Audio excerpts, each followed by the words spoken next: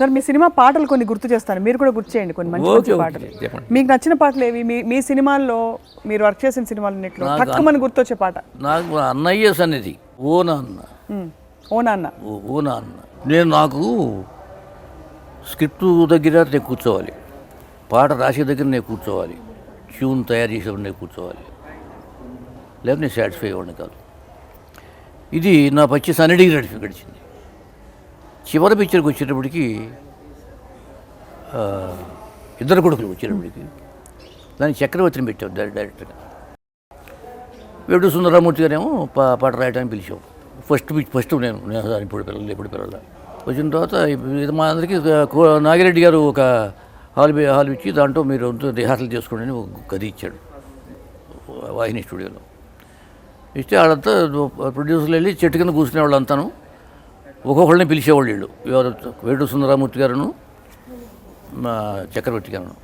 వాళ్ళకి అన్ని పిక్చర్లు ఉండేవి. మరి పిలుస్తుంటే వాళ్ళతో వెళ్తూ ఉండేవాళ్ళు. ఒక పాట అయిపోయిన తర్వాత వస్తూ ఉండేవాడు. నా టర్న్ వచ్చింది. నా టర్న్ వచ్చి నేను వెళ్ళి కూర్చున్నా. ఏంటంటే ఫస్ట్ మీరు ఉండకల్లా రికార్డింగ్ రావచ్చు. మీరు చక్రవర్తి రికార్డింగ్ రావచ్చు అండి, మీరు ఆయన చేసుకుంటాను. అది నా జీవితం అంతే, తట్టుకోవాలనుకున్నాను. ఇక నువ్వు సినిమా. అవునా? నమస్కారం. నా మాట లేనప్పుడు, ప్రొడ్యూసర్ మాటకి వాల్యూ లేనప్పుడు, కథ తయారు చేసేటప్పుడు, సంగీతం తయారు చేసేటప్పుడు, ట్యూన్స్ తయారు చేసేటప్పుడు ప్రొడ్యూసర్ లేని అధికారం ఏంటి? ఎందుకు ప్రొడ్యూసర్? ఇంకా నమస్కారం. రవీంద్ర భారతిలో నాకు చూసింది నేను. ఎస్, మళ్ళీ తీలే పిక్చర్ 1982 ఇద్దరు కొడుకులు, దాని ఫినిష్. నాగిరెడ్డి గారు ఒక హాల్ ఇచ్చి దాంట్లో మీరు రిహార్సల్ చేసుకోండి అని ఒక గది ఇచ్చాడు వాహిని స్టూడియోలో.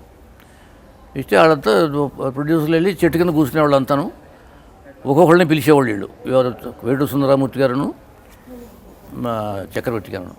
వాళ్ళకి అన్ని పిక్చర్లు ఉండేవి. మరి పిలుస్తుంటే వాళ్ళతో వెళ్తూ ఉండేవాళ్ళు. ఒక పాట అయిపోయిన తర్వాత వస్తూ ఉండేవాడు. నా టర్న్ వచ్చింది. నా టర్న్ వచ్చి నేను వెళ్ళి కూర్చున్నా. ఏంటంటే ఫస్ట్ మీరు ఉండకల్లా రికార్డింగ్ రావచ్చు. మీరు చక్రవర్తి రికార్డింగ్ రావచ్చు అండి, మీరు ఆయన చేసుకుంటాను. అది నా జీవితం అంతే, తట్టుకోవాలనుకున్నాను. ఇక నువ్వు సినిమా. అవునా? నమస్కారం. నా మాట లేనప్పుడు, ప్రొడ్యూసర్ మాటకి వాల్యూ లేనప్పుడు, కథ తయారు చేసేటప్పుడు, సంగీతం తయారు చేసేటప్పుడు, ట్యూన్స్ తయారు చేసేటప్పుడు ప్రొడ్యూసర్ లేని అధికారం ఏంటి? ఎందుకు ప్రొడ్యూసర్? ఇంకా నేను నమస్కారం. రవీంద్ర భారతిలో నాకు చూసింది నేను. ఎస్, మళ్ళీ తీలే పిక్చర్ 1982 ఇద్దరు కొడుకులు, దాని ఫినిష్.